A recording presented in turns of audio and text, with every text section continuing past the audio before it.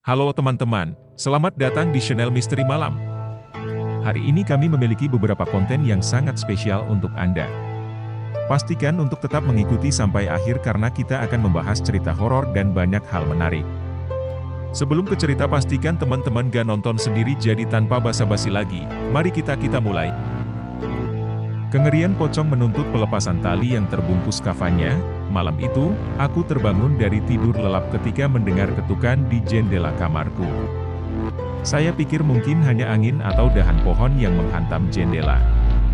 Namun terdengar ketukan di pintu lagi, kali ini diiringi dengan suara yang dalam seolah menggumamkan sesuatu. Siapa itu? Aku berteriak dengan berani. Tidak ada respon. Aku melihat keluar jendela, hanya ada kegelapan di luar. Aku mencoba memejamkan mata untuk tidur. Namun selang beberapa menit, ketukan dan bisikan itu terdengar lagi. Dengan ceroboh, aku berdiri dan berjalan menuju jendela. Di bawah sinar rembulan yang temaram, aku kaget melihat sesosok makhluk terbungkus kain putih dengan punggung menghadap ke arahku di depan jendela. Hatiku ingin berhenti memandangi siluet yang tampak seperti pocong itu. Pocong berbalik dan menatap wajahku dari balik kain putih yang mengelilingiku. "Tolong lepaskan, Iyo." Gumam pocong dengan suara pelan dan serak. Aku gemetar ketakutan. Lalu pocong mulai mengetuk-ngetuk jendelaku dengan kepalan tangannya yang terbungkus kain. "Lepaskan." Tanyanya lagi dengan suara yang sangat memelas. Aku yakin aku akan pergi. Ruangan jadi heboh ketika tiba-tiba pocong berteriak keras. Bising sampai memekakan telinga. Kemudian telingaku mulai berdenging dan pandanganku mulai kabur. Saat itulah pocong tiba-tiba datang ke kamarku. Berdiri di samping tempat tidurku dengan tubuhnya yang besar. "Bantu aku, lepaskan tali dari kafanku," bisiknya kepadaku dengan suara yang mengerikan. Aku berteriak histeris dan berlari secepat yang aku bisa. Bisa. Saya bisa. Bisa keluar ruangan. Kuharap itu hanya mimpi buruk. Sejak malam mengerikan itu, aku tak pernah bisa tenang ketika teringat wajah pocong dengan suaranya yang seram memintaku melepas sprei. Kafannya pun keluar.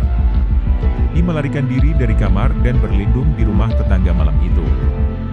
Tetangga saya dengan baik hati mengizinkan saya menginap setelah bercerita tentang kejadian mengerikan pocong yang meminta saya membuka kafannya.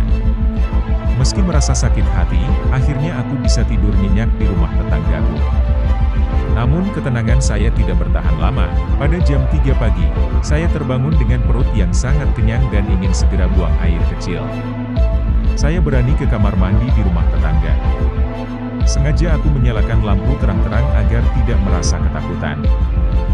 Namun pada saat aku hendak membuka pintu kamar mandi, aku terkejut bukan main melihat bayangan tinggi di balik pintu yang ternyata adalah pocong yang sama seperti di kamarku tadi malam. "Kau, bagaimana bisa ke sini?" teriakku ketakutan setengah mati. Pocong itu hanya terdiam sesaat sebelum menjawab dengan suara paraunya, "Tolong lepaskan aku. Aku tersiksa di dalam tali kafan ini." Aku mundur selangkah demi selangkah sedangkan pocong itu terus melangkah mendekat ke arahku. "Menjauhlah dariku, makhluk terkutuk!" jeritku histeris. Pocong itu malah semakin mendekat hingga kami berdiri berhadap-hadapan. Tangannya yang terbungkus kain mengarah hendak menyentuhku. "Kumohon, lepaskan aku." Pintanya dengan nada memelas yang mengerikan. Aku sudah hendak berteriak minta tolong saat tiba-tiba pocong itu bergerak cepat dan membungkam mulutku dengan kain kafannya. Aku berusaha meronta tapi tenaganya sangat kuat. Pandanganku pun lambat laun mulai gelap ketika pocong itu mencekikku dengan kain kafannya. Yang terakhir aku dengar hanyalah bisikannya yang mengerikan, "Kumohon, lepaskan aku dari deritaku ini." Malam itu aku terbangun dalam ketakutan luar biasa. Seperti mimpi buruk. Aku menemukan diriku terikat kain kafan dan berbaring di atas ranjang dengan pocong mengerikan itu berdiri menjulang di samping ranjang. Pocong itu hanya terdiam menatapku dengan rongga matanya yang kosong dari balik kain kafan yang membalut wajahnya. Aku hendak berteriak tapi mulutku terbungkam oleh kain yang menyumpal mulutku. Tubuhku gemetar ketakutan. Pikiranku bingung nasib apa yang akan menimpaku. Apakah pocong ini berniat membunuhku? Atau mungkin aku akan menjadi semacam teman yang bisa membantunya melewati penyiksaan yang dia alami? Aku terus meronta, berusaha melepaskan diri dari kafan yang menyelimutiku. Namun percuma saja, kain yang dipilih itu memeluk erat tubuhku. Sedangkan pocong masih berdiri di tepi tempat tidur tanpa mengeluarkan suara. Ekspresinya yang tertutup kain kafan membuatnya semakin menakutkan dan menakutkan. Berkali-kali saya mencoba meminta bantuan meski mulut saya tertutup rapat. Erangan yang keluar hanya ditutupi kain. Air mataku mengalir deras karena putus asa dan ngeri memikirkan nasib buruk yang akan menimpaku. Pocong tetap diam, tanpa ekspresi dan tanpa suara. Aku hanya memandangi diriku sendiri dalam keheningan yang luar biasa mencekam. Semakin aku berdiri di sana, aku semakin merasa sengsara dan takut. Beberapa hari setelah kejadian mengerikan dengan pocong itu, aku masih merasakan rasa sakit hati dan ketakutan yang mendalam. Namun saya tetap berusaha melanjutkan hidup seperti biasa walaupun saya sangat khawatir dan terus terjaga. Sampai suatu malam, ketika saya sedang tertidur lelap, saya dikejutkan oleh hantu yang sangat mengerikan. Tepat di samping tempat tidurku, pocong itu kembali muncul dengan bentuk yang menakutkan, tanganku langsung gemetar dan badanku gemetar ketakutan ketika melihat pocong menjulang di sana. Pocong ini seperti yang kutemui sebelumnya, tinggi dengan kain kafan lusuh yang melilit tubuhnya. Itu kamu lagi, apa yang kamu inginkan kali ini? Teriakku dengan suara gemetar. Pocong itu hanya terdiam sesaat sebelum mulai berjalan perlahan ke arahku. Debuman langkah kakinya yang berat di lantai terdengar sangat jelas di telingaku. Lepaskan aku dari ikatan ini.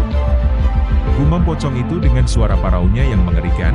Aku langsung menggeleng ketakutan dan refleks untuk berdoa memohon perlindungan. Namun bukannya pergi, pocong itu justru semakin mendekat dan mencondongkan wajahnya yang terbungkus kain kafan tepat ke wajahku. Aku bisa mencium bau busuk yang menyengat dari balik kain kafannya. Kumohon, lepaskanlah aku, jeritnya memelas dengan suara yang memekakkan telinga. Tangannya yang terbungkus kain mulai menggapai-gapai ke arahku.